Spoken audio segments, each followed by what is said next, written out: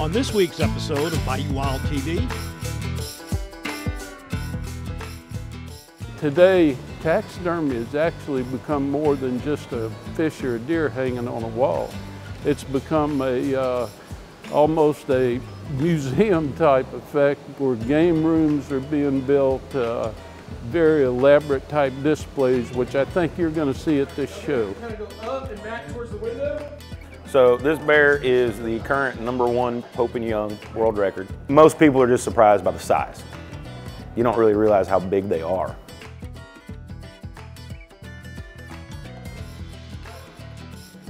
The members of the LTA are aspiring taxidermists, of course. You know, we all start at the beginner level and continuously work our way up to get to the master level. The world is yours, you just have to go after it.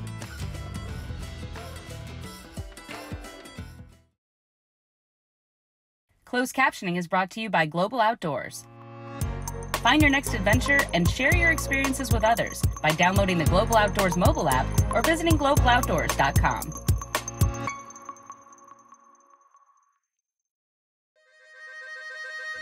Every day, we strive to preserve traditions that have spanned generations. Around every turn of the bayou, Mother Nature reveals unique people, places, and experiences. And the bounty of animals and fish. Well, in Louisiana, we just call that lagniappe. I'm Don Dubuque. I'm Chris LeCoq. I'm Captain Martha Spencer. Join us as we document the adventure, Sportsmanship, and heritage that make us Bayou Wild.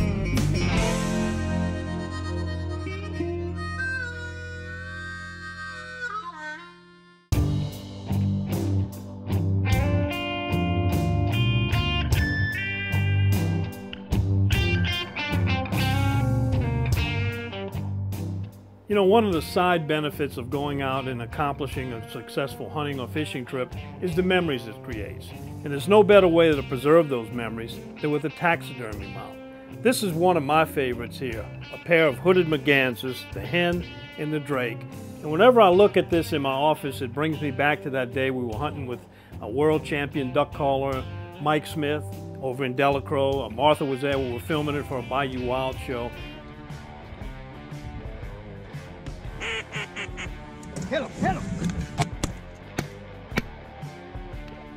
When I look at these birds, I remember that exact moment, who I was with, where I was, and how I did it. And there's a lot of those memories. But in some cases, it's not just the memories that taxidermy provide, there's actually some competition among the professional taxidermists.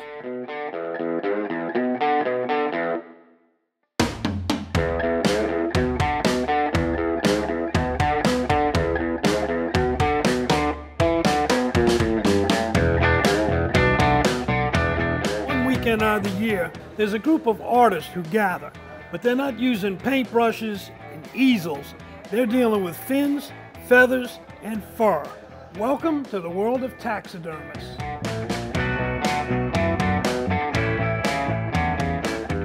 Commercial mount is a good-looking piece you're hanging on the wall, and it tells a story. When you want to compete in the taxidermy world, it's very challenging because you have to bring that animal back looking like it was when it was alive. You have to put the nictitating membranes in there. You have to create the nasal passage going into the nose. You have to create the lips.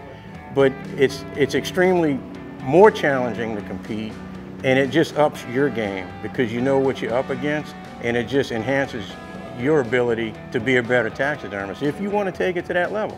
To be a judge, you had to be a competitor because when you compete, it offers a pathway for excelling in taxidermy, and the better you get, the higher awards you win.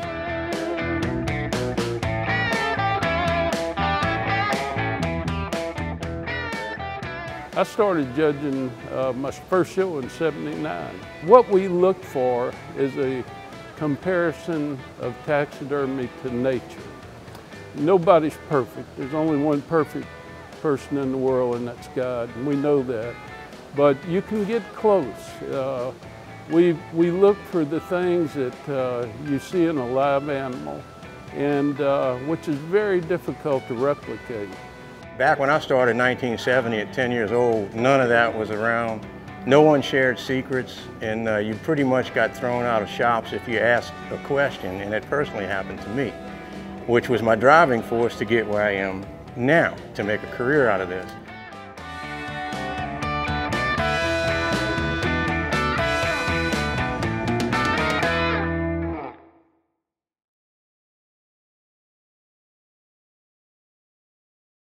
In Louisiana, we live to cook, and we know a little Louisiana flavor brings any meal to life. Whether it's Friday's fish fry or Tuesday's crispy chicken, with Louisiana fish fry, you can turn any meal into a bona fide family favorite. Let's all Louisiana.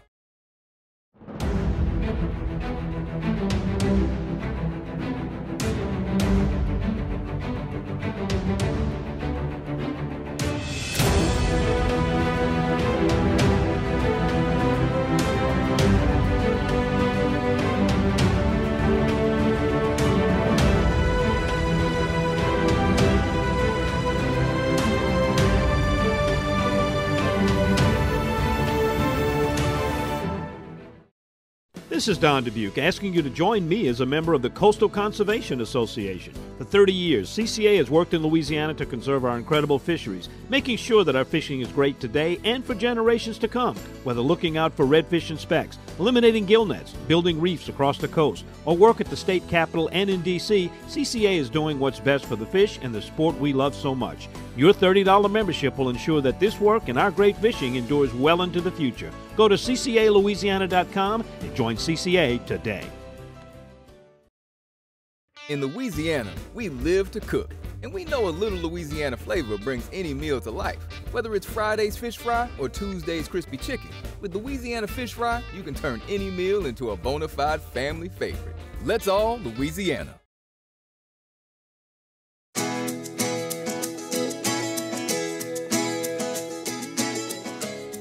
If I've learned anything about working with taxidermists over the years, it's how generous they are in sharing their experiences and their talent that got them to the point where they are. Larry Blumquist is a perfect example of a guy who started from nothing, worked his way up, and really built an industry for himself, and now he's putting back to the industry of taxidermy.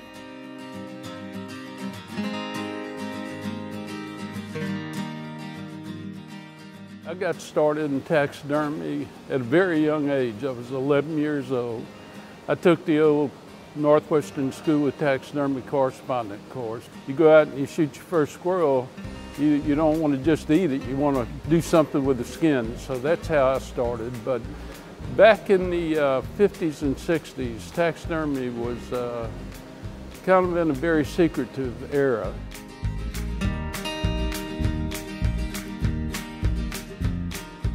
I had the opportunity to go into taxidermy full-time at an early age. I was in my 20s. And the rewards are just bountiful because the individuals that come in to use our services have been successful. They're very proud of what they've taken and the effort that they've given to take it. So that has been super interesting. The other reward is doing something that if you had a favorite hobby and you were able to make a living at it, I don't think there's a better thing in life.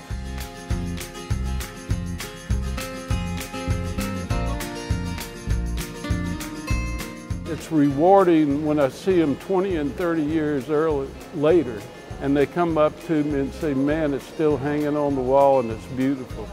But it keeps that memory of that moment there. So there's a lot of rewarding parts to it. I walked in his shop probably as a 15 or 16-year-old young fella, just yearning to learn this business. And he was the first guy that ever talked to me about taxidermy without asking me to leave his shop. And so that was probably when I was 18 or something. I'm 60 now, and I've never forgotten that moment. And I couldn't think of anybody else out there that would be more deserving of our very first Louisiana Pioneer Award.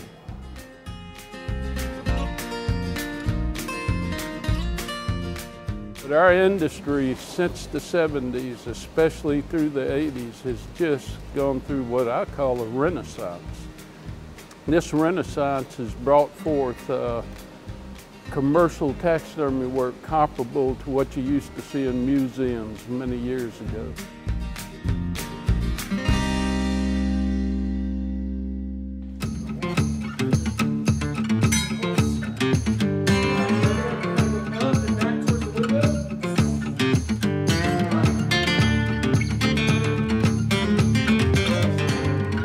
So this bear is the current #1 Pope and Young world record.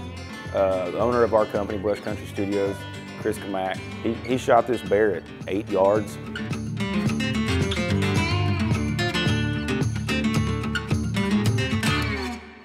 He had come up with the idea of wanting to use one of these eagles in it, and so we kind of went with that, the bear and the eagle, and then everything just kind of started coming together.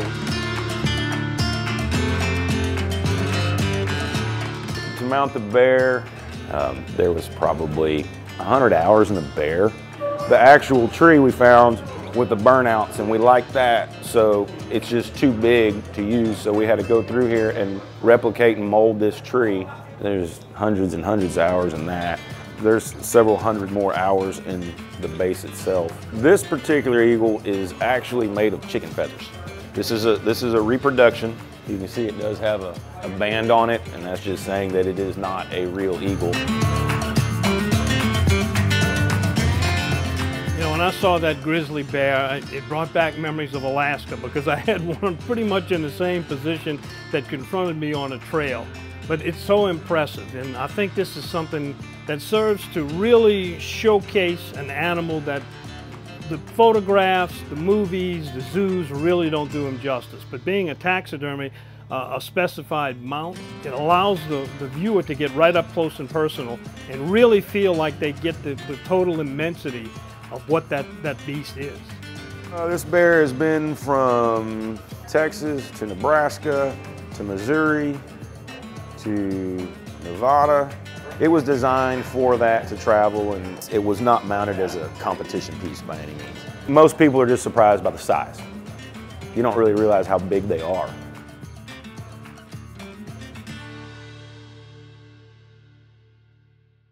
We've done several museums, private museums, some public museums.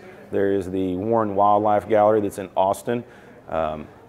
That is for conservation education, owned by a man named Rick Warren. We've done the trophy room in Brady, Texas for Champion Ranch. One of our biggest is the Great Migration scene coming down the staircase with 22 life-size wildebeest, 4 life-size zebras, 3 life-size crocodiles, which is a really neat piece.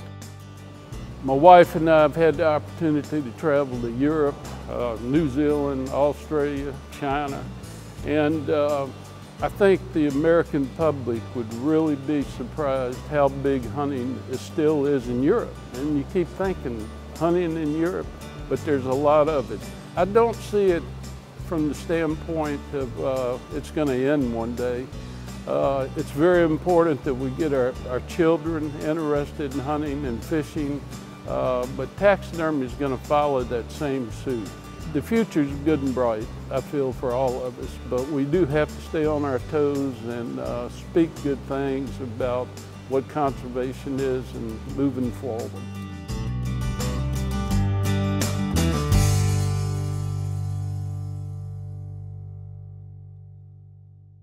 Coming up next, we're in St. James Parish today at Uncle Larry's.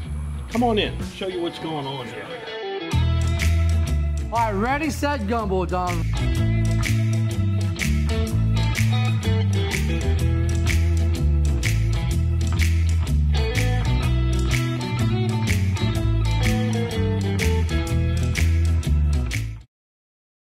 Delta Marina is Plaquemines Parish fishing one-stop. Get live bait, fuel, ice, tackle, and marine supplies. Then launch into the world's most productive saltwater fishing. Return to the fishing cleaning station, relax in first-class cabins overlooking the bayou, all in Delta Marina's safety video-monitored parking lot. Need a fishing charter guide? Delta Marina can hook you up. Cook your catch in your kitchenette or dine in the upstairs restaurant. Visit Delta Marina for a day or a week. Stop in just off Highway 11 down Rosemarie Drive in Empire. Visit thedeltamarina.com.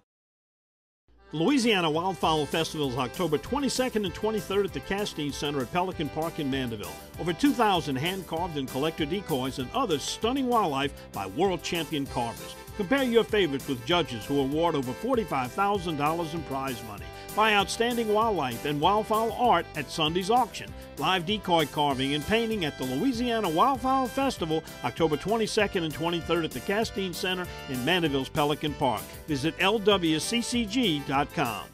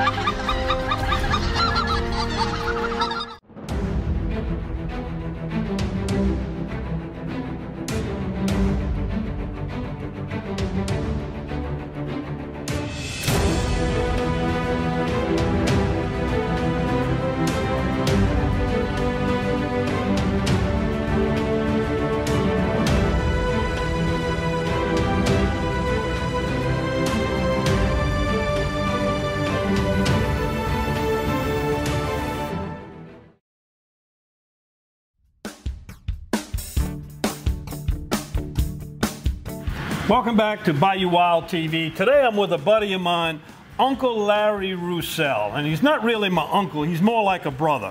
We go back a long way fishing and cooking. And Larry, you come a long way in cooking. You got your own line of products now. Tell us about these products from Uncle Larry. Well, Don, first I want to welcome you to Uncle Larry's Research and Development Center. Okay?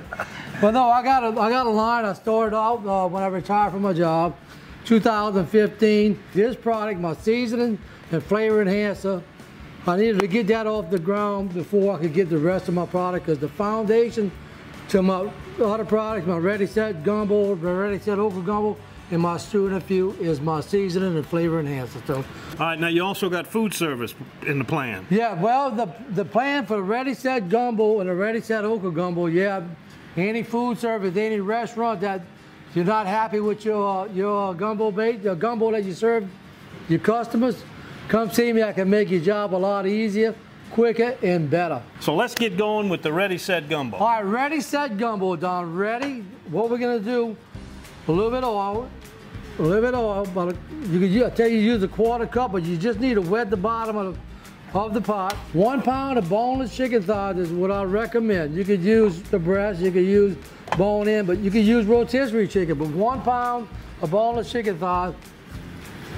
1/2 pound of one length of your favorite smoked sausage on Dewey. I'm gonna brown that meat.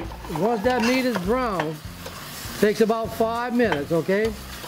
We're gonna let that brown. I'm gonna turn it down a little bit because that's browning. Then the next step, after 5 minutes of browning, we're gonna go to step number 2, and that's set. So we turned this off just a few minutes ago. We got this coming on. So now we're gonna set the gumbo base. Ready, set gumbo. We're gonna set that. Here, pop. We'll set the gumbo base in the pot. Well, I should add that this is a concentrated product, so it's a half, four cups. But when you add the water, you got a 1/2 gallon of gumbo liquid. Now, how important is it that you get the water to the base mix exact? Can you make it a little thicker or a little stronger? Very good question, Don. I'm glad you brought that up. Yeah, you can. If you like a real thick gumbo, you're gonna get the spiciness with it now. If you like it thick, what you do, 2 cups of water. If you like it thinner than this, you go 5, even 6 cups of water. So if you like your gumbo kind of soupy, you got that. But if you like it thick, almost like a jambalaya, you got that too. That's exactly, very good point. So yeah, this is gonna come to a boil. That's gonna take about 10 minutes. So whenever we come to a boil, we're gonna shut it back. So cut it back to a simmer. Here's when gumbo's at its best. After we shut it down, 2 things are gonna happen. The chicken and the sausage, especially when I do it, they're gonna absorb that flavor of the gumbo as they sink. The oil is gonna come to the top. You skim the oil. That's when gumbo's at its best.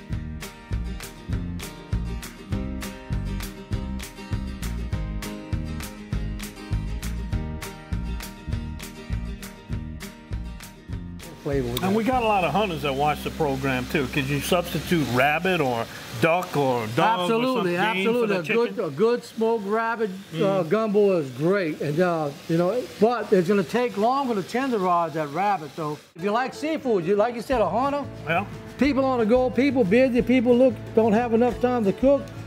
If you get the ready set okra gumbo base, this is aimed towards seafood. This is the ready set okra gumbo base. We did a seafood gumbo with some Louisiana shrimp and Louisiana crabs, okay?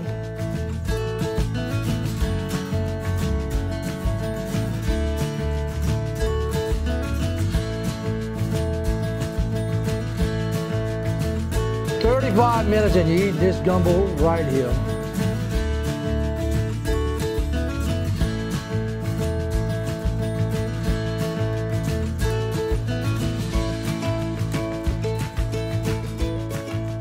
All right, here we go. Here's the test. Ready, set, gumbo. C'est bon. That's what we Very want to bon. hear. Thank you very much, Don. And here's the seafood gumbo. I'm not going to taste it because I'm going to let your wonderful staff try this after, but I know it's going to be good. But crab and shrimp from Louisiana, the best crab and shrimp around. There it is, ready, set, gumbo, and the other Uncle Larry's products. Tell them where they can find it. All right, you can find it, really my stronghold is the river parish of St. James, St. John, St. Charles, Ascension. Now I'm getting into Livingston, but hopefully with this, your show, I'm going to start expanding throughout South Louisiana and other areas. So. And your website. Of course, they can find you on our website, Bayou Wild TV, and the link right to yours, but they go direct to yours. Okay, direct to just go Uncle Larry's Food and Spice. You're going to find that. Just all you search that on the web, internet, find it. You could go to my store and buy it online, or you can shoot me an email and I'll tell you if there's a store in your area that carries it. All right. Y'all go away. We got some business to take care of. Let's go.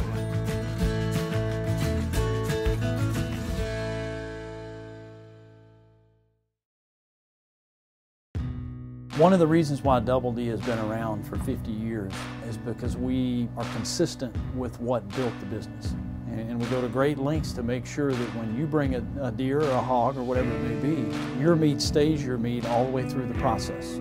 But we want to be as true to the original intent, which is a local meat company. And that's something that we want to maintain for as long as the Lord lets us do it.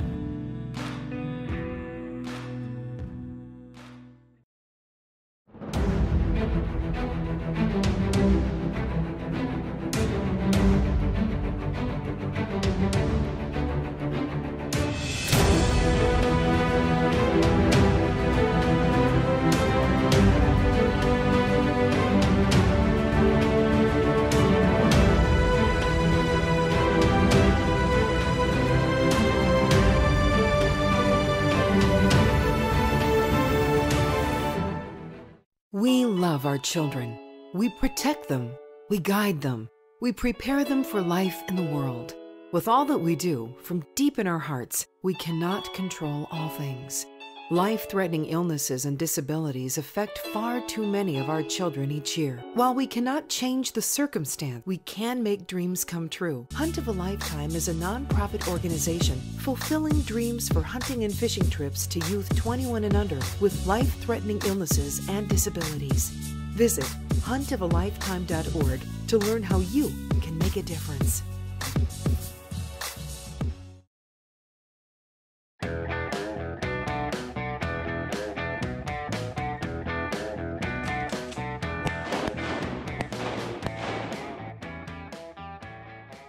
So everyone knows that deer hunting is probably my favorite form of hunting, even though I enjoy lots of it.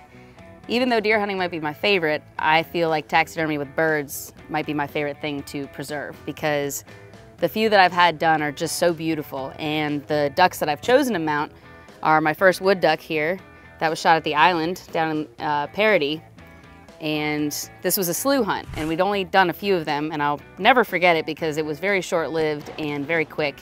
I had to preserve the one and only wood duck that I shot. He's just remarkable with all the colors. And even just having him stand like that, because you don't really get to see him stand, they're moving so quickly. I'm also pretty fond of my speckled belly goose from Arkansas because it's just so large and just in a moving flight. So birds are certainly my favorite thing to immortalize in terms of taxidermy, but I will get a deer someday. I'm often asked the question, what's the most difficult animal you've worked on, or what's most difficult to do?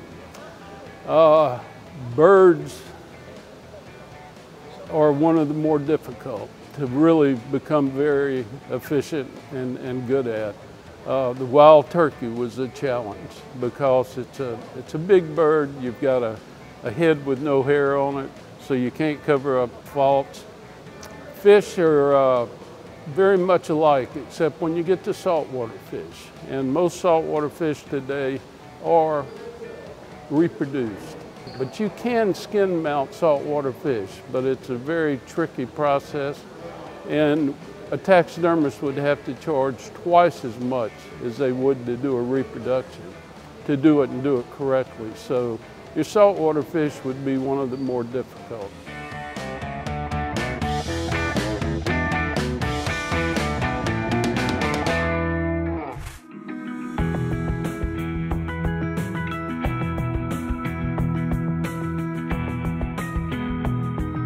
As hunters and fishermen, we appreciate the beauty in each animal we take. Each mount brings back a memory of the hunt and is truly artistic.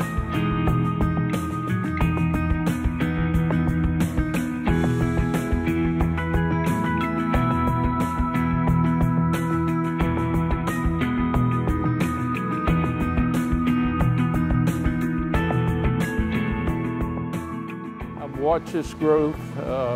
I have a large taxidermy trade journal, and I produce a large world championship trade show. And it's allowed me to see the evolution of our great art. I like to call it an art, and it is, how it's evolved and moved forward.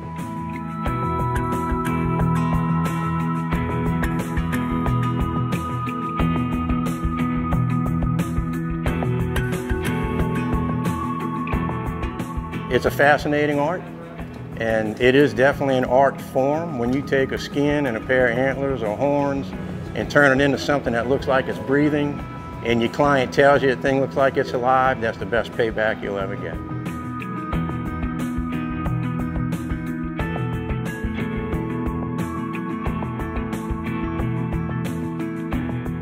The work of these award-winning taxidermists mimic an animal in its natural habitat and remind us why we enjoy each pursuit that is Bayou Wild.